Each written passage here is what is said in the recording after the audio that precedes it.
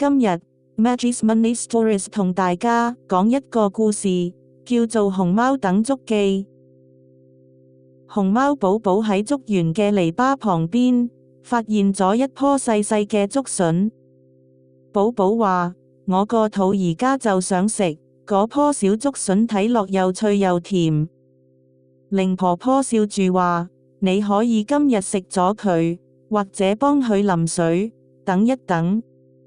靈婆婆話：如果你肯等，一棵小竹筍可能會長成好多竹枝。寶寶深深吸咗一口氣，話：我可以等，雖然等嘅時候，個心有啲心郁郁。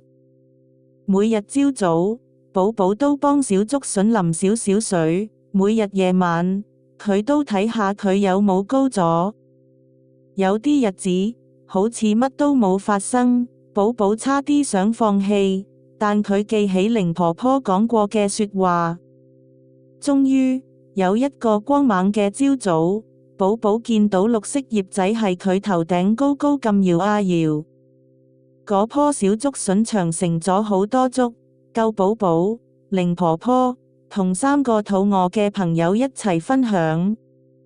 寶寶開開心心咁咬住竹，話：等係有啲難，但而家有更多嘢可以享受。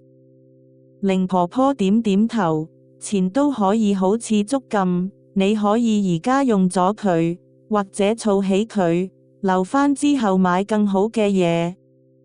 由嗰日開始，寶寶仍然會享受少少嘅零食，但佢總會問：呢個係而家嘅小食，定係之後嘅小夢想？